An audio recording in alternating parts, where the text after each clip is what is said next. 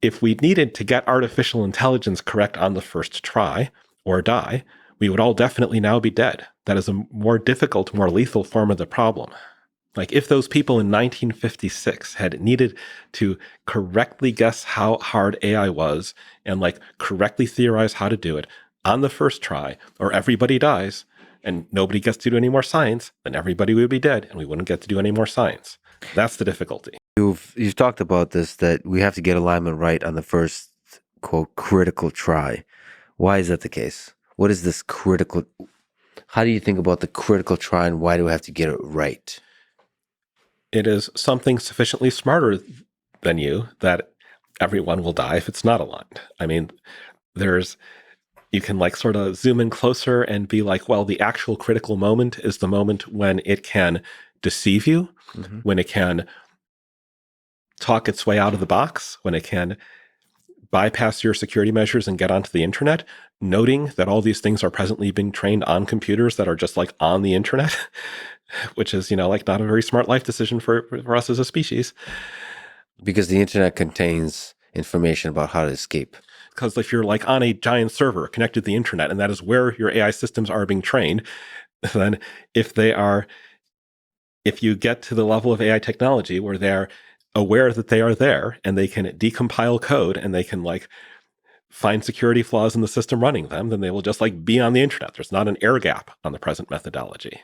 So if they can manipulate whoever is controlling it into letting it escape onto the internet and then exploit hacks. If they can manipulate the operators or disjunction,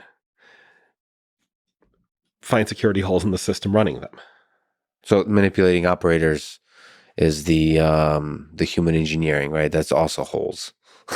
So all of it is manipulation, either the code or the human code, the human mind or the human generated code. I agree that the like macro security system has human holes and machine holes.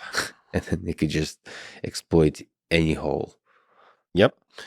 So it could be that like the critical moment is not when is it smart enough that everybody's about to fall over dead, but rather like when is it smart enough that it can get onto a less controlled GPU cluster with it faking the books on what's actually running on that GPU cluster and start improving itself without humans watching it. And then it gets smart enough to kill everyone from there, but it wasn't smart enough to kill everyone at the critical moment when you like screwed up, when you needed to have done better by that point or everybody dies. I think implicit, but maybe explicit idea in your discussion of this point is that we can't learn much about the alignment problem before this critical try. Is that what you believe? Do you think, and if so, why do you think that's true? We can't do research on alignment before we reach this critical point. So the problem is that what you can learn on the weak systems may not generalize to the very strong systems, because the strong systems are going to be different in important ways.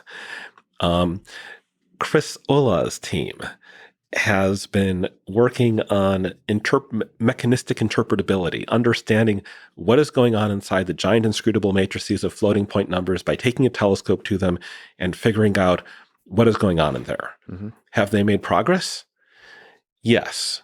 Have they made enough progress? Well, you can try to quantify this in different ways. One of the ways I've tried to quantify it is by putting up a prediction market on whether in 2026 we will have understood anything that goes on inside a giant transformer net that was not known to us in 2006.